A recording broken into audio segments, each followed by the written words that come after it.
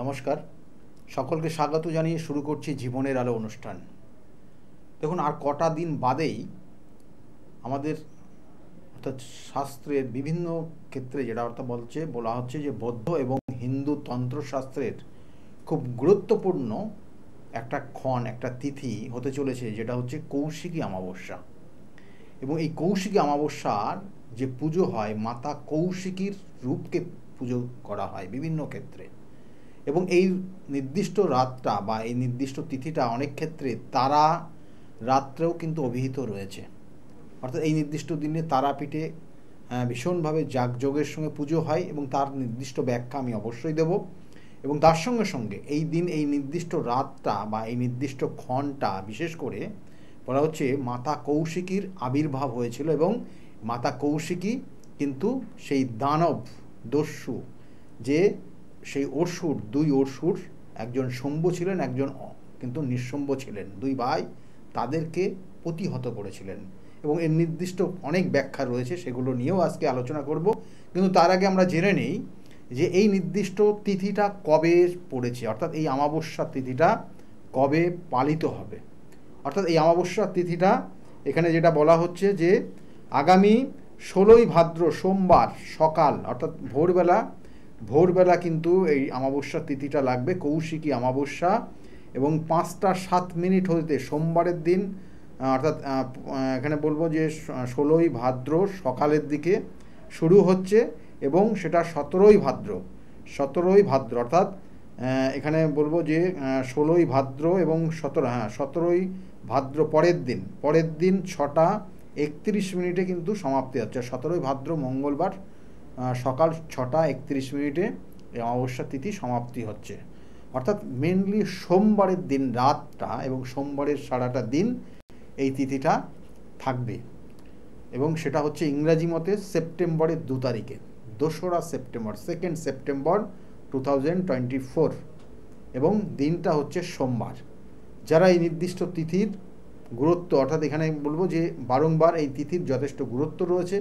কারণ এক সময় আমাদের বিভিন্ন শাস্ত্রে, বিভিন্ন তথ্যে বা বিভিন্ন ক্ষেত্রে, পুরাণ তত্ত্বে যেগুলো আমরা দেখেছি যে বিভিন্ন ব্যাখ্যা রয়েছে যে না, সেখানে অর্থাৎ শুম্ভ এবং নিঃশুম্ভ তিনি কিন্তু বর পেয়েছিলেন। এবং সেই বরে, অর্থাৎ তাকে যে বর দেওয়া হয়েছিল, সেই বরে বলা হয়েছিল তাদেরকে কেউ হত্যা করতে পারবে না, তাদেরকে কেউ প্রতিহত করতে পারবে না। এবং এই যে প্রতিহত করতে পারবে না, যাদেরকে হত্যা নিধন করতে পারবে না, তাদেরকে কেউ অর্থাৎ শেষ করতে পারবে না, এইটা যখন তারা পেয়ে গেল এবং এই পাওয়ার কারণে তাদের মধ্যে একটা ভীষণভাবে জেদ তৈরি হলো, অহংকার তৈরি হলো। এবং এই অহংকার এবং জেদ, কারণ তারা ছিল কিন্তু, আবার বলছি, তারা ছিল কিন্তু অসুর। এবং সেই অসুর তারা দুই ভাই, তারা কি করলো, তারা দেবতাদের ওপর অত্যাচার শুরু করলো। এবং দেবতাদের ওপর অত্যাচার, দেবতা এবং দেবী প্রত্যেকের ওপর অত্যাচার শুরু করতে লাগলো এবং কুকথা বলতে লাগলো। এবং এইভাবে দিনের পর দিন যখন চলছে, তখন দেবতারাও কিন্তু তাদের নিজস্ব জায়গা কিন্তু ছাড়তে বাধ্য হলো, কারণ তাদের ওপর এত অত্যাচার শুরু হয়ে গেছিলো। কারণ তাদেরকে কেউ প্রতিহত করতে পারবে না, তারা সেই বরটা অলরেডি পেয়ে গেছে।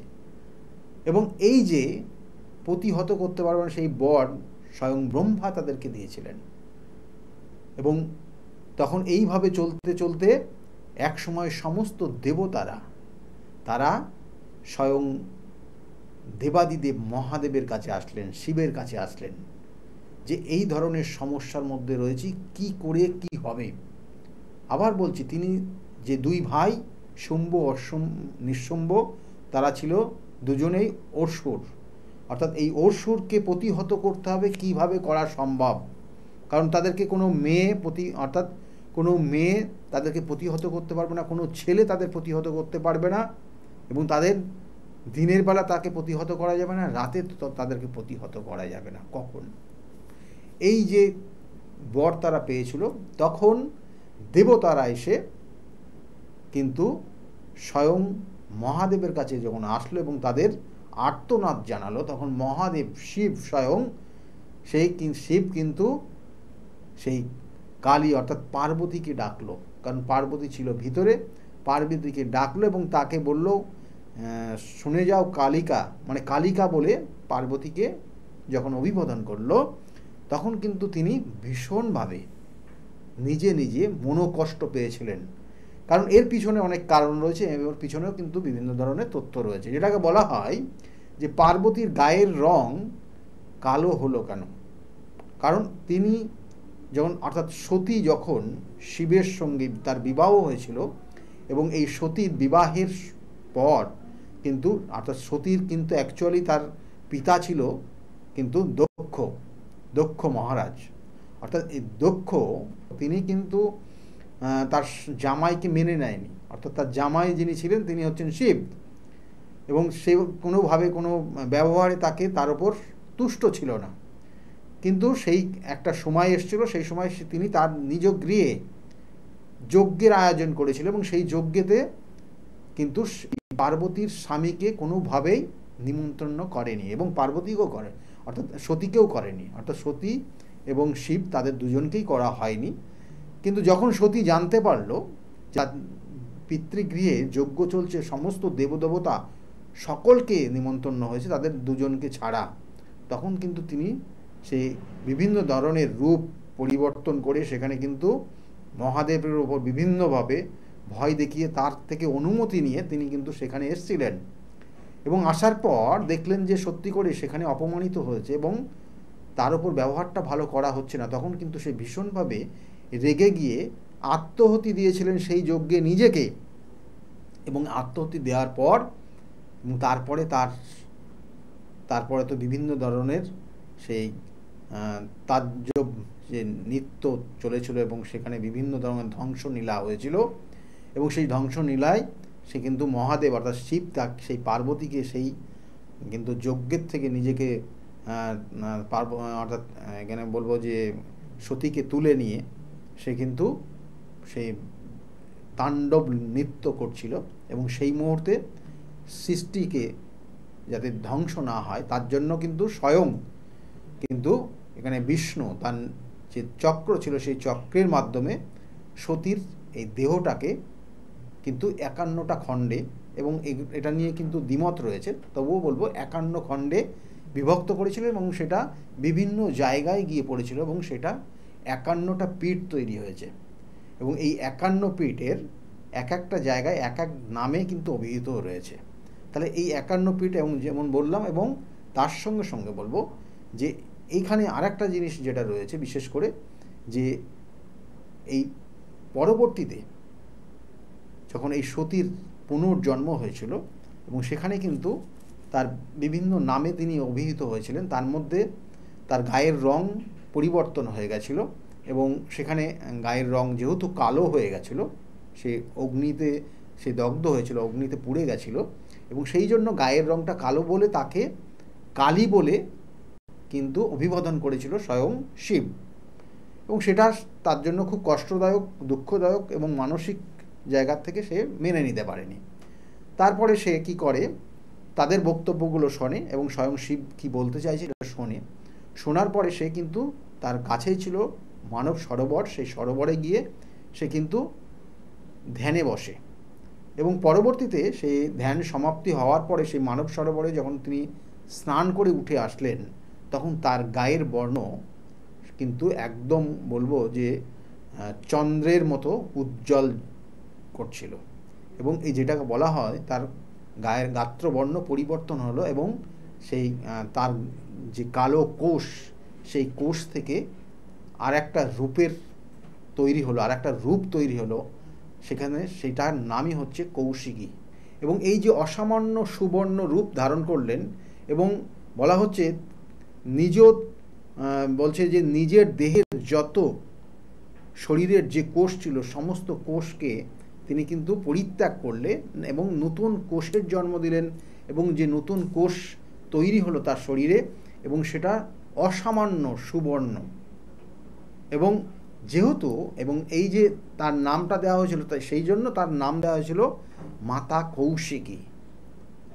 এই মাতা কৌশিকী যেহেতু কিন্তু বলছে যে অজনী সম্ভবা তিনি, তার জন্য কিন্তু, কারণ যে শম্ভ এবং নিঃশম্ভকে যিনি হত্যা করবেন, যে বধ করতে পারবেন, তিনাকে অবশ্যই হতে হবে অজনী সম্ভবা। এবং সেই রূপ অর্থাৎ মাতা কৌশিকীর যে রূপ তিনি পেলেন, সেক্ষেত্রে কিন্তু তার শরীরের অর্থাৎ সেই কালী রূপ, যে রূপ ছিল আগে, সেই রূপ পরিত্যাগ করলেন, তার শরীরের সমস্ত কোষকে পরিত্যাগ করলেন, করে নতুন কোষ যুক্ত শরীর তৈরি করলেন। এবং যে শরীরের অর্থাৎ বলা হচ্ছে সুবর্ণা তিনি হলেন, এবং তার নাম দেওয়া হলো মাতা কৌশিকী। এবং এই মাতা কৌশিকী কিন্তু সেই শম্ভ এবং নিঃশম্ভকে এই নির্দিষ্ট তিথি, যেটা হচ্ছে এই কৌশিকী অমাবস্যার তিথি, এই অমাবস্যা তিথিতে কিন্তু তাদেরকে বধ করেছিলেন। এবং এর সঙ্গে সঙ্গে আর একটা ঘটনা এখানে অবশ্যই রয়েছে, কারণ যে তিথি, যেটা ভাদ্র মাসের এই নির্দিষ্ট তিথিতে তিনি বধ করেছিলেন, এবং এর সঙ্গে সঙ্গে আমাদের বিভিন্ন ক্ষেত্রে বিভিন্ন জায়গায় বলা হচ্ছে যে এই নির্দিষ্ট তিথিতে তারা মায়ের আবির্ভাব হয়েছিল, সেটা তারাপীঠে, এবং স্বয়ং বামদেব তিনি কিন্তু এখানে কিন্তু সিদ্ধি লাভ করেছিলেন। এছাড়া বৈশিষ্ট্যদেব তিনিও কিন্তু এখানে সিদ্ধি লাভ করেছিলেন, এবং তারা মায়ের আবির্ভাব, তারা মায়ের সে দর্শন তিনি পেয়েছিলেন। তাহলে এই যে কারণগুলো রয়েছে, এই নির্দিষ্ট তিথি সেই জন্য বিভিন্নভাবে এই স্থান এবং এই নির্দিষ্ট তিথিকাল সমস্ত জায়গায় কিন্তু ভীষণভাবে জাগ্রত। এবং তার সঙ্গে সঙ্গে তো তারাপীঠ তো রয়েছেই। তাছাড়াও মাতা কৌশিকীর পুজো এই অমাবস্যায় বিভিন্ন জায়গায় হয়, এবং কৌশিকী মায়ের আরাধনা এবং তার সঙ্গে সিদ্ধি লাভ। আমি কেন এগুলো আজকের আলোচনা করলাম, কারণ মেনলি দেখবেন যে আমাদের জীবনের সেই অসুর রূপী বিভিন্নভাবে আপনার জীবনে আসতে পারে। সেই অসুর রূপ ধারণ করে কেউ আপনাকে প্রতিহত করার চেষ্টা করছে। শত্রু হতে পারে আপনার জীবনে, প্রচুর শত্রু আছে। সেই শত্রু মোকাবেলা আপনি হয়তো করতে পারছেন না।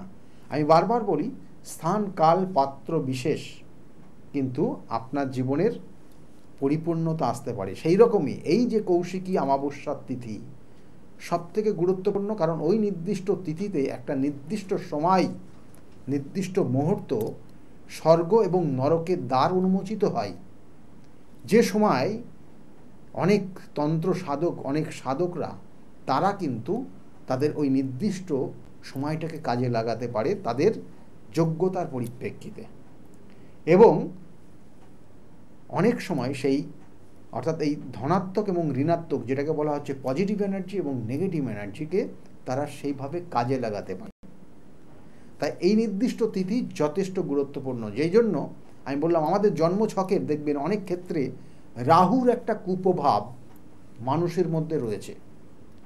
এই রাহু কোথার থেকে এসেছিল, রাহুর জন্ম বৃত্তান্ত আপনি যদি জানেন, তাহলে দেখবেন সত্যি করে আপনি অনেক ক্ষেত্রে চিন্তিত হতে পড়বেন। কারণ রাহু আমাদের জীবনে অনেক কিছু দিয়ে দেয়, আবার রাহু অনেক কিছু নিয়ে দেয়। আবার অনেক সময় রাহুর কবলে পড়ে মানুষ সর্বশান্ত হয়ে যায়, মানুষকে মানুষের স্থানে থাকতে দেয় না এই রাহু।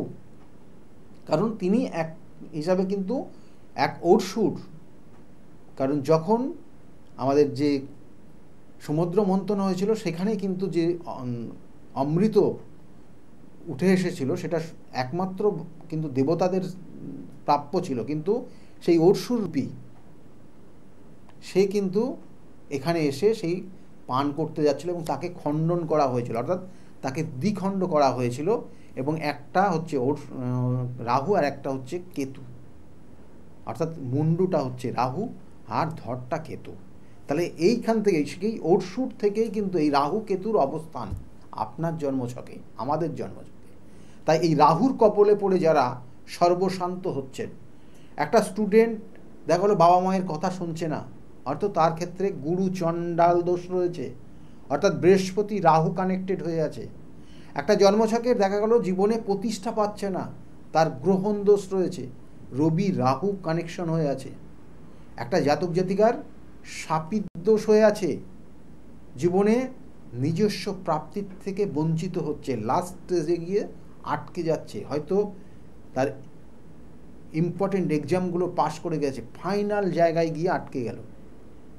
তাহলে এটা রাহুর কবলে, রাহুর যদি দেখা গেল যে কোনো কারণে রাহুর সঙ্গে শনির শাপিত দোষ হয়ে আছে, তাহলে সেই রাহুর কবলে পড়ে যারা আজকে সর্বশান্ত হচ্ছেন, জীবনে প্রতিষ্ঠা পাচ্ছেন না, তাদেরকে ক্ষেত্রে কিন্তু এই নির্দিষ্ট যোগটা শুভ। রাহুর কবলে পড়ে একটা স্টুডেন্ট নেশায় আসক্ত হয়ে যায়, তার জন্মছকের যদি নেগেটিভ কানেকশান ভাইব্রেট করে, তাহলে সেই জাতক জাতিকা অসৎ বন্ধুর সঙ্গে মিশে গিয়ে তারা কিন্তু তার সর্বশান্ত হয়ে যায়, তার পড়াশোনার থেকে আরম্ভ করে কেরিয়ার লাইফটা পুরো শেষ করে ফেলে সেই রাহু। সেই রাহুকে না ওই অসুর রূপ, তাহলে তাকে মোকাবেলা, তার প্রতিকার প্রতিবিধান করার যে নির্দিষ্ট সময় রয়েছে, সেটা কিন্তু ওই কৌশিকী অমাবস্যার নির্দিষ্ট তিথি। কৌশিকী অমাবস্যার তিথি এতই গুরুত্বপূর্ণ, কারণ একটা জাতক জাতিকার জীবনে দেখা গেল কিছুই পাচ্ছে না, কিছুই হচ্ছে না, বা চারিদিক দিয়ে শত্রুতার কারণে আপনার জায়গাটাকে আষ্টে পিষ্টে মারছে, আপনি সেখান থেকে বেরিয়ে আসতে পারছেন না। শত্রু আপনি অনেক সময় আমরা শত্রুতা বুঝতে পারি, অনেক সময় শত্রুকে আমরা দেখতে পাই না। আবার অনেক সময় শত্রুতা দেখা গেলো কে করছে, গুপ্তভাবে আপনার এই সমস্যাটা ফেলে রেখেছে, তাহলে আপনি তাকে চেনেন না, জানেন না, কিন্তু সমস্যাটা হয়ে যাচ্ছে আপনার। তাহলে গুপ্ত শত্রুর প্রতিকার প্রতিবিধান রয়েছে এই নির্দিষ্ট তিথি। আপনার জীবনের দুর্দশার জায়গা হয়ে আছে, আপনার আইনি কোনো সমস্যায় আপনি জড়িয়ে গেছেন, তার জন্য এই নির্দিষ্ট স্থান। আপনার এখানে দেখুন রাহুর কবলে পড়ে অনেক মানুষ অনেক ধরনের নেশায় আসক্ত হয়ে যায়। কোনো কোনো ক্ষেত্রে রাহুর কবলে পড়ে অনেক জাতক জাতিকা পরক্রিয়ায় আসক্ত হয়ে যায়, কারণ রাহু যদি অষ্টমে কানেকশান পেয়ে সেখানে শুক্র মঙ্গলের কানেকশান পেয়ে যায়, তাহলে এই সকল জাতক জাতিকা দেখবেন যে সংসার বা তার ক্ষেত্রে তার জীবনের যে সঠিক চলার পথ নির্ণয় করা, সেক্ষেত্রে কিন্তু সে বারংবার কিন্তু বাধা পায়। তাহলে এগুলো কিন্তু প্রতিকার প্রতিবিধানের জায়গা রয়েছে। অনেক জাতক জাতিকা দেখবেন যে বাবা মায়ের ওপর অত্যাচার শুরু করে দিয়েছে, অবাধ্য হয়ে গেছে, সেটা রাহুর কবলে। কারণ রাহুর মধ্যে কিছু ক্যারেক্টার রয়েছে যেটা হচ্ছে আনলিমিটেড। কারণ আমি এক সময় বললাম যে তার গলাটা ছেদ করা হয়েছিল, গলাটা কেটে দেওয়া হয়েছিল, কারণ তাকে সেই মুহূর্তে অমৃত দেওয়া হচ্ছিল। সেই মুহূর্তেই চন্দ্র এবং সূর্যদেব কিন্তু বিষ্ণুকে জানায়, এবং বিষ্ণুর সঙ্গে সঙ্গে সময় নষ্ট না করে সঙ্গে সঙ্গে তার গলা ছেদ করে, এবং মুন্ডুটা হয়ে যায় রাহু আর দেহটা হয়ে যায়, ধরটা হয়ে যায় কেতু। তাই এই দুজনের মধ্যেই কিন্তু রাহুর বা অসুরের রূপ রয়েছে। এবং এই যে অসুর অর্থাৎ এই যে রাহু যা কিছু খায় তার আনলিমিটেড চাহিদা। আমি কেন বলা হয়, তার এর মধ্যে আনলিমিটেড অ্যাক্টিভিটি সব ক্ষেত্রে দেখবেন। একটা জাতক জাতিকার যদি জন্মছকে রাহুর নেগেটিভ ভাইব্রেট করে, নেগেটিভ ফল দেয়, তাহলে তার জীবনে সেই নেগেটিভটা আনলিমিটেড দিয়ে দেবে। খারাপ জিনিসটা খারাপের, অর্থাৎ দেখবেন যে যদি নেশা করে, তাহলে নেশা করতে করতে করতে তার সমস্ত রকম বদ অভ্যাসগুলো তৈরি হয়ে যাবে, এবং সেটা দিনের পর দিন করতে থাকবে। আবার যদি ভালো করে, তাহলে ভালোটাই হতে হতে থাকবে তার, অর্থাৎ এর লিমিট ছাড়া হয়ে যায় এরা। তাহলে তার প্রতিকার প্রতিবিধানের জায়গা রয়েছে এই নির্দিষ্ট সময়। অনেক জাতক জাতিকা দেখবেন যে অর্থ বেহিসাবিভাবে খরচ করে সব নিঃস্ব করে দিয়েছে, এই রাহুই দেয়। তাই এই নির্দিষ্ট তিথি যেটা হচ্ছে, আবার বলছি যে মাতা কৌশিকীর যে নির্দিষ্ট পুজোর যে তিথি রয়েছে, কৌশিকী অমাবস্যা ভাদ্র মাসের সেই 16ই ভাদ্র সোমবার, এবং সারা দিন থাকছে, এবং পরের দিন 17ই ভাদ্র সকাল 6টা সামথিং, অর্থাৎ সকাল, এখানে বলা হচ্ছে 17ই ভাদ্র সকাল 6:31 সমাপ্তি হবে। এই নির্দিষ্ট তিথিতে বিভিন্ন ধরনের কাজ, কারণ আপনারা জানেন যে আমার নির্দিষ্ট কাজের পদ্ধতিটাই আলাদা, কারণ কোন কোন অমাবস্যা কীভাবে কাজ হয়, কোন অমাবস্যাতে কখন কাজ হয়, সেটা মোটামুটি যারা এসছেন তারা জানেন। এবং এই নির্দিষ্ট তিথিতেও কিন্তু আবার সেই নির্দিষ্টভাবে কাজগুলো করা হবে। যারা মনে করছেন এই ধরনের যাবতীয় সমস্যাগুলো যেগুলো বললাম, সমস্যার কবলে পড়ে আছেন, কারণ রাহুই অনেক সময় কিন্তু বৈবাহিক জীবনে দুর্বিষহ জায়গা তৈরি করে দেয়। রাহুই একটা জাতক জাতিকার, দেখবেন যে অনেক সময় একটা জাতক জাতিকা ছোটোবেলায় খুব দারুণ পড়াশোনায় ছিল, হঠাৎ করে রাহুর দশা যেই শুরু হয়ে গেল এবং সেই রাহুটা হয়তো নেগেটিভ কানেকশান ছিল, তার দিনের পর দিন পড়াশোনায় কিন্তু নষ্ট হতে থাকলো, রেজাল্ট খারাপ হতে থাকলো এবং একটা সময় গিয়ে পাসই করতে পারলো না। তাহলে রাহুর কবলে পড়ে এই জায়গাগুলো হয়। রাহুকে এক প্রকার কিন্তু তিনিও কিন্তু অসুর রূপ, সেই জন্য তার প্রতিকার প্রতিবিধানের এই নির্দিষ্ট সময় রয়েছে। আমার চেম্বারগুলো একটু বলে দিই আপনাদেরকে। আমার চেম্বার প্রত্যেক রবিবারের দিন পাবেন 2টো থেকে 6টা পর্যন্ত কাঁচরাপাড়ার নিজ গৃহ মন্দিরে রয়েছে। প্রত্যেক সোমবারে ব্যারাকপুর স্টেশনের কাছেই পাবেন 12টার থেকে, এবং 5টার থেকে পাবেন শ্রীরামপুরের চেম্বার রয়েছে। শ্রীরামপুরে পাবেন 5টার থেকে 8টা পর্যন্ত, ওখানে পেয়ে যাবেন সোমবারেই। আর ব্যারাকপুরে পাবেন আপনাকে 12টার থেকে 4টে পর্যন্ত স্টেশনের সামনে। আর তার সঙ্গে সঙ্গে মঙ্গলবার আপনারা পাবেন কালীঘাট লেক মল, ওই লেক মল রাসবিহারিতে যে লেক মল রয়েছে তার পিছনে চেম্বার রয়েছে সন্ধ্যাবেলা। এবং তার সঙ্গে সঙ্গে বুধবারের দিন কিন্তু আপনারা আমাকে পাবেন হাওড়া ময়দানে চেম্বার রয়েছে। বৃহস্পতিবার কৃষ্ণনগরের চেম্বার আছে 12টার থেকে, শুক্রবারের চেম্বার রয়েছে হাতিবাগানে 5টার থেকে, আর শনিবারের দিন বিভিন্ন জায়গায় চেম্বার থাকে। কিন্তু তাছাড়াও কিন্তু সপ্তাহের অন্যান্য দিনেও কিন্তু বাইরের চেম্বার থাকে, যেগুলো নিচের স্কলে অবশ্যই নোট ডাউন করা থাকে। ওখানে একবার দেখে নেবেন যে কোথায় কবে কোন দিন চেম্বার আমার থাকছে। এবং বিশেষ করে বহরমপুরে আমার চেম্বার আছে, তারাপীঠের চেম্বার রয়েছে, এবং তারাপীঠে বিভিন্ন সময় বিভিন্ন তিথি ধরে বিভিন্ন ধরনের কাজ সেখানে করা হয়। এবং তার সঙ্গে সঙ্গে তারাপীঠ মহা শ্মশানের বিভিন্ন হোম যজ্ঞ থেকে আরম্ভ করে বিভিন্ন ধরনের ক্রিয়া সেখানে করা হয়, এবং সেগুলোর সমস্যার পরিপ্রেক্ষিতে করা হয়। এবং এর সঙ্গে সঙ্গে বলবো, আমার কিন্তু কাজ কামাখ্যাতেও কাজ হয় এবং তার সঙ্গে সঙ্গে বেনারসেও কাজ হয়। কারণ আমি আবার বলছি, সমস্যার পরিপ্রেক্ষিতে আপনার কি সমস্যা সেই অনুযায়ী সেই জিনিসগুলো সেই সব নির্দিষ্ট জায়গায় কিন্তু এই কাজগুলো করা হয়। এছাড়া বলবো যে দেখুন, আমার বর্ধমানে চেম্বার রয়েছে, যেমন তারাপীঠেও চেম্বার রয়েছে এবং কাজ হয়। এবং তাছাড়াও কিন্তু আমার চেম্বার রয়েছে বহরমপুর এবং মেছেদা চেম্বার আছে। আর যে চেম্বারে আসুন না কেন, আগের থেকে অবশ্যই নোট ডাউন করবেন, অর্থাৎ নিজের নামটা লিখিয়ে নেবেন। বুকিং নাম্বারে ফোন করলে আপনাকে ডিটেলস হেল্প করবে, কারণ কোন দিন কোথায় কখন থাকছি, কোন ডেটে আপনার চেম্বার কোথায় হচ্ছে, সেটা আপনি বুকিং নাম্বারে ফোন করলেই অবশ্যই আপনাকে সঠিকভাবে গাইড করবে। যাই হোক, দেখুন, সমস্যা মানুষ জীবনে আছে, থাকবে, কিন্তু তার প্রতিকার প্রতিবিধানও আছে। আপনার হয়তো প্রতিকার প্রতিবিধান না নেওয়ার কারণে আজকে এই জায়গাটা তৈরি হয়ে যাচ্ছে। দিনের পর দিন আপনি সমস্যায় তৈরি হয়ে যাচ্ছে। আপনার জীবনের যে চাওয়া, আপনার জীবনের যে স্বপ্ন, সেটা আপনি পূরণ করতে পারছেন না। কোথাও না কোথাও সমস্যা আপনার জীবনে তৈরি হয়ে আছে। সেগুলোর প্রতিকার প্রতিবিধান, আমি বারবার বলি, সঠিক প্রতিকার, সঠিক প্রতিবিধান এবং সঠিক গাইডলাইন একটা জীবনকে পরিবর্তন করে দিতে পারে। কারণ আমার কাছে বিভিন্ন মানুষ এসছে, বিভিন্নভাবে কাজ করেছে, তারা কিন্তু আজকের জায়গায় দাঁড়িয়ে খুব ভালো আছে। কয়েকজনের কথাবার্তা শুনুন যে তারা কতটা আজকের দিনে ভালো আছে, তাদের মুখ থেকে শুনুন। আজকের মতো এই পর্যন্তই। সকলে ভালো থাকবেন। নমস্কার। ডক্টর গৌতম শাস্ত্রী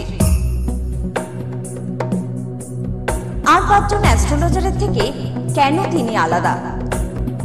স্বাভাবিকভাবে আপনাদের মনে এই প্রশ্ন আসতেই পারে। দূর দূরান্ত থেকে নানান সমস্যায় জর্জরিত মানুষ ছুটে আসে তার কাছে।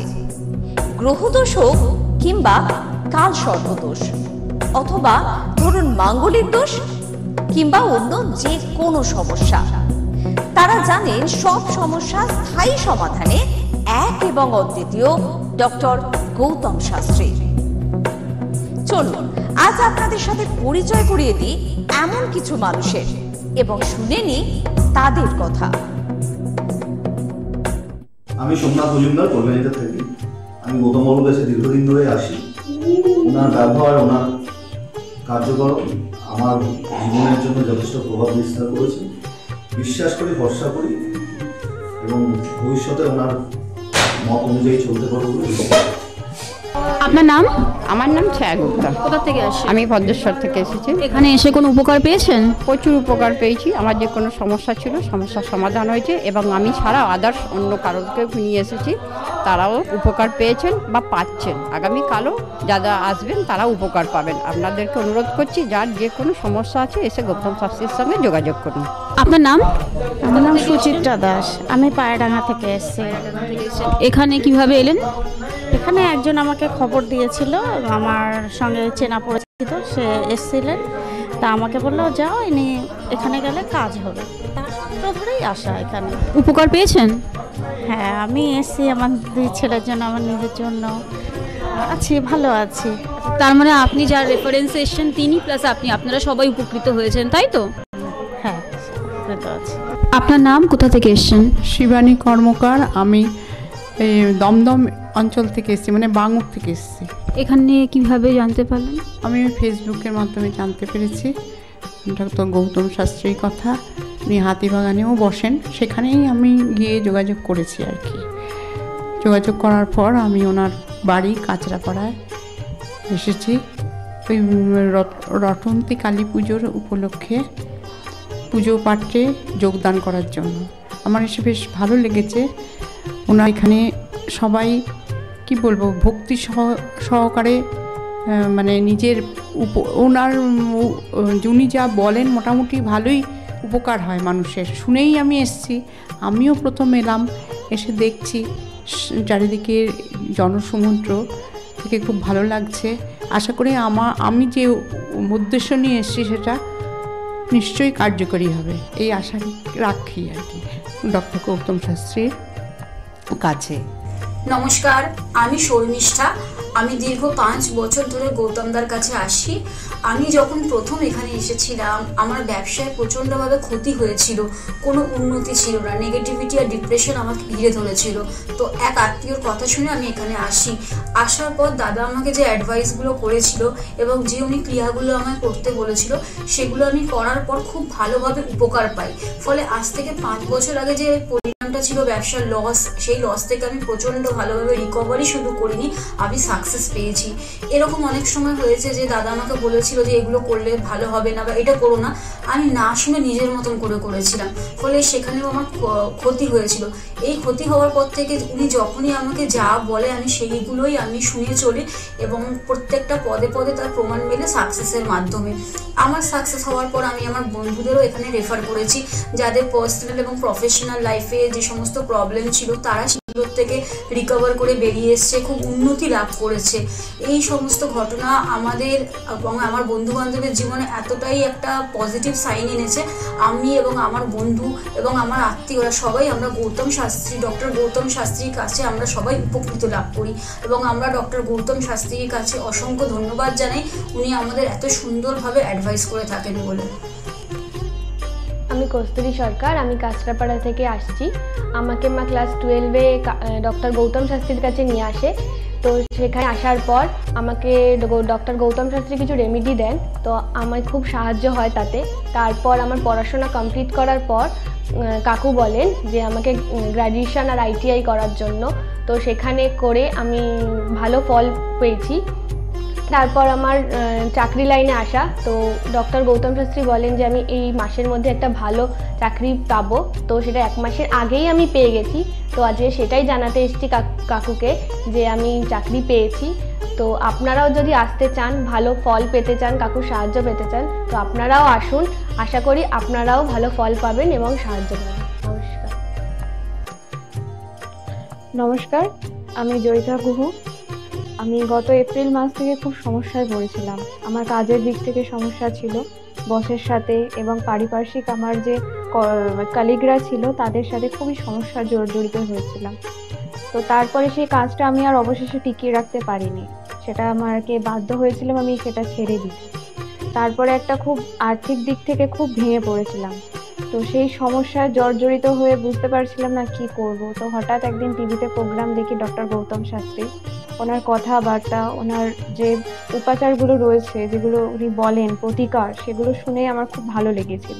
তো ওনার সাথে এসে দেখা করি, আমার সমস্ত কথাবার্তা ওনার সাথে শেয়ার করি, প্রবলেমগুলো। তারপর উনি আমাকে দেখে আমাকে কিছু বলেন আমার ব্যাপারে, তো সেগুলো একদম হুবহু মিলে যায়। তো তারপরে উনি আমাকে রেমেডি সাজেস্ট করেন, তো আমি সেই রেমেডিটা নিই, আমি ধারণ করেছি। তো ধারণ করার পর আমি আস্তে আস্তে নিজের মধ্যে একটা চেঞ্জ দেখতে থাকি। তো এবং আমি গত আগস্টের 27 তারিখে একটা জব পেয়েছি যেটা আমার মনের মতো। এখানে আমার ডেজিগনেশন, আমার স্যালারি, আমার মনের মতো লোকেশন আমি এখানে পেয়েছি, মানে এটাতে আমি বিশেষভাবে আপ্লুত। তো সের জন্য অসংখ্য ধন্যবাদ ডক্টর গৌতম শাস্ত্রীকে। আমি প্রসেনজিৎ দাস, আমার বাড়ি কাস্তাপাড়া। আমি ডক্টর গৌতম শাস্ত্রীর দেখেছিলাম টিভিতে, ওখান থেকে দাদার ফোন নাম্বার নিয়ে দাদা বাড়িতে আমি আসি, এসে দাদাকে আমার সমস্যার সমাধান বলি। আমার একটা সমস্যা, প্রচুর বড় সমস্যা ছিল, সেটা হচ্ছে আমাদের বাড়ি ঘরের সমস্যা ছিল, অনেক বছর ধরে সমস্যা ছিল, সেটা দাদা ঠিক করে দিয়েছে। এখন সেটা আমি বাড়ি করতেও চলেছি। তার সাথে সাথে আমার ব্যবসা বাণিজ্য কিছুই করতাম না, একটা নর্মাল কাজ করতাম। কাজ করার পর আমি এখন ব্যবসা বাণিজ্য উন্নতি হয়েছে, প্লাস দাদা যে প্রতিকারগুলো দিয়েছে সেগুলোকে আমরা এক্সেপ্ট করেছি। দাদার সাথে খুব ভালো ব্যবহার হয়েছে। এখন আপনারাও আসুন, এসে দাদাকে সমস্যা সমাধানের কথা বলুন, দাদা অবশ্যই আপনার সমাধান করে দেবে। ডক্টর গৌতম শাস্ত্রীর চেম্বারে আপনি কতদিন আসছেন? আমি প্রায় 2.5-3 বছর ধরেই এখানে মানে রেগুলারলি আসছি। মোটামুটি আমার যখনই অসুবিধা হচ্ছে আমি তখনই চলে আসছি। আপনি কোন চেম্বারে দেখিয়েছেন? আমি এখানকার কাঁচরাপাড়া চেম্বারে। কাঁচরাপাড়া চেম্বারে দেখিয়েছেন, মানে আপনি যে সমস্যাটা নিয়ে এসেছেন ওটা কি আপনার কিওর হয়েছে? হ্যাঁ, আমি প্রথমে যে সমস্যাটা, পড়াশোনার সমস্যা নিয়ে প্রবলেমে পড়ে ওনার কাছে এসেছিলাম, তা মোটামুটি আমার যত দিন যাচ্ছে ইমপ্রুভ হচ্ছে আস্তে আস্তে। না, আপনার কাজ হয়েছে বলতে চাইছেন, তাই তো? Thank you. আমার নাম অয়ন দাস, আমি শ্রীরামপুর থেকে আসছি। আমি বেসিক্যালি এখানে এসেছিলাম গত 1 বছর আগে আমার পড়াশোনা এবং কাজবাজের জন্য। এর আগে আমি অনেক জায়গায় গিয়েছিলাম, অ্যাস্ট্রোলজার দেখিয়েছিলাম, কিন্তু সেখানে আমি সমস্যার সমাধান পাইনি। তো ওনার প্রোগ্রাম টিভিতে চলে, আমি সেখানে দেখেছিলাম, দেখে এবার বিভিন্ন ওনার সাথে যোগাযোগ করি। যোগাযোগ করার পর ওনার চেম্বারে আসে, ওনাকে সমস্তটা বলি। তো বলার পর আস্তে আস্তে অনেকটা আমি উপকৃত হয়েছি। কিছুটা আমার যেমন অবস্থাটা খারাপ হয়ে গেছিলো যতটা, তার থেকে অনেকটাই বেটার আছি। আশা করব ভবিষ্যতে এর থেকেও ভালো ফল পাবো। আমি আপনাদের অনুরোধ করবো আপনারা এসে দেখতে পারেন, যাদের অনেক সমস্যা চলছে এখানে এসে একবার কন্ট্যাক্ট করুন। ওনার শো চলতে থাকে টিভিতে, ওখান থেকে যোগাযোগ করতে পারেন ওনার সাথে, অবশ্যই আপনারা ফলাফল পাবেন। Hi everyone, I'm Simranpreet Kaur. I'm an actress. 2018-এ তার আগে আমার খুব খারাপ সময় যাচ্ছিল। আমার স্টাডি লাইফ, আমার career life, really it's very bad in that situation, that time. But যখন আমি 2028-এর মাঝামাঝিতে আমার মম আমাকে ডক্টর গৌতম শাস্ত্রীর কাছে নিয়ে আসে। আঙ্কেলের সাথে যখন আমি কথা বলি, আঙ্কেল যখন আমার প্রবলেমগুলো শোনে, যেরকম করে গাইড করে তেমনি আমি চলি। তারপরে ধীরে ধীরে আমার প্রবলেমগুলো ম্যাক্সিমাম 90%, জাস্ট আমি বিলিভ করতে পারিনি যেটা সত্যি হবে। রেজাল্টটা খুবই ভালো ছিল, আর এরকম রেজাল্ট হবে আমি জানতাম না। এখন আমি একটা ভালো আমার ক্যারিয়ার চলছে। আমার স্টাডি লাইফের মধ্যে অনেক প্রবলেম ছিল, অনেক প্রবলেমস। আমার ফ্যামিলি লাইফেও খুব প্রবলেম ছিল, সব প্রবলেম মানে গায়েব হয়ে গেছে। আগে যেরকম ডিপ্রেশনে ছিলাম, খুব ডিপ্রেশনে থাকতাম, খুব মানে একটা খারাপ একটা সিচুয়েশন ছিল। বাট এখন 3-4 মাসের মধ্যে মানে জাস্ট তখন আমি ভাবতে পারিনি। তারপরে আমি তো প্রথম যখন আসি তখন আমি একদম বিলিভ করি না যে এগুলো কি হয় বা কিছু। আমি মাকে বলি দেখাবো না, এই ওই অনেক কিছু বলি। কিন্তু যখন দেখানোর পর যখন আমি 1-2 মাসের মধ্যে যখন ধীরে ধীরে একটুখানি ভালো হতে পারি, আমার লাইফে যখন একটু করে ভালো হচ্ছিল, তখন আমি ফিল করলাম যে না, সত্যি ভালো হচ্ছে ওনার গাইডে। আর তার 3-4 মাসের পরে একদম আমি রেজাল্টটা দেখতে পারছিলাম, ফিল করতে পারছিলাম মানে ন্যাচারালি। আর আমার এখন 2021 চলছে, এখন আমি আঙ্কেলের কাছে আসি। আর আশা করি যে আমি যতদিন আমি বাঁচবো ততদিন আমি আঙ্কেলের কাছে আসতে থাকবো, আঙ্কেলকেই দেখাবো। আর আপনারা যদি চান যে আপনাদের লাইফের প্রবলেমগুলো সলভ হোক, 100% সলভ হবে, গ্যারেন্টি। আপনারা আসুন, আঙ্কেলকে দেখান, আর আপনাদের আর আঙ্কেল যেরকম গাইড দেবে তেমনি যদি আপনি চলবেন তাহলে একদম সঠিক হয়ে যাবে, একদম সাকসেস পাবেন আপনি দেখতে পারবেন। Thank you, bye. শুনলেন তো, এনাদের প্রত্যেকের আশা, ভরসা এবং বিশ্বাসের একটাই নাম, ডক্টর গৌতম শাস্ত্রী, যার সম্পর্কে আমরা এত কিছু শুনলাম। চলুন এবার দেখে নিই তিনি কি বলছেন। আজকের যে ফিডব্যাক আপনারা পাচ্ছেন এগুলো কিন্তু আমার সবটাই আমার গুরুদেবের আশীর্বাদ। কারণ গুরুদেব আমাদেরকে একটা জিনিসই বলেছিলেন যে যেভাবেই হোক মানুষকে উপকার করলে তোমার কিন্তু আগামী দিনে দেখবে তোমার মানুষ কিন্তু তোমার পাশে এসে দাঁড়াবে। এবং সেইভাবেই আমি কিন্তু যেভাবে সকলের উপকার বা আমি যতটা কাজ করছি সকলে উপকৃত হচ্ছে, এবং এর জন্য আমিও কিন্তু খুব আনন্দ পাই যখন তারা বলে যে না দাদা আমি আপনার এই কারণে এই জন্য এসেছিলাম, এই কাজটা আমি পেয়ে গেছি। সুতরাং আমিও চাই যে এইভাবে মানুষের পাশে থেকে মানুষকে সহযোগিতা করে মানুষকে আরও ভালো জায়গায় পৌঁছে দেওয়া। যাদের খুব দুঃখের মধ্যে কষ্টের মধ্যে আছে তাদেরকে কিছুটা গাইড করে তারা যদি আরও ভালো জায়গায় যেতে পারি এবং ভালো জায়গায় তাদেরকে যদি নিয়ে যেতে পারি, এটাই হচ্ছে আমার মেন উদ্দেশ্য। অর্থাৎ তারা যদি আরও ভালো জায়গায় যেতে পারে সেখান থেকে যে আনন্দ উপভোগ করতে পারবো আমি, সেটা কিন্তু চিরস্থায়ী থেকে যাবে।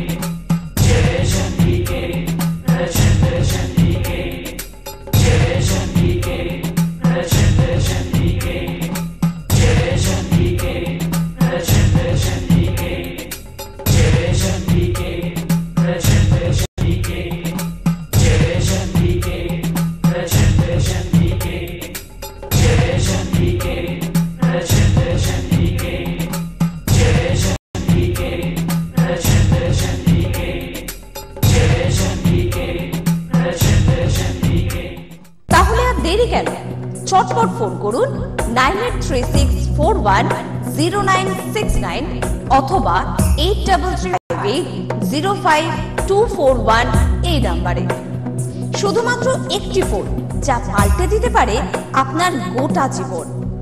জ্যোতিষবিদ, বাস্তুবিদ, হস্তরেখা বিশারদ ও spiritual guide doctor Gautam Shastri, এক এবং অদ্বিতীয়।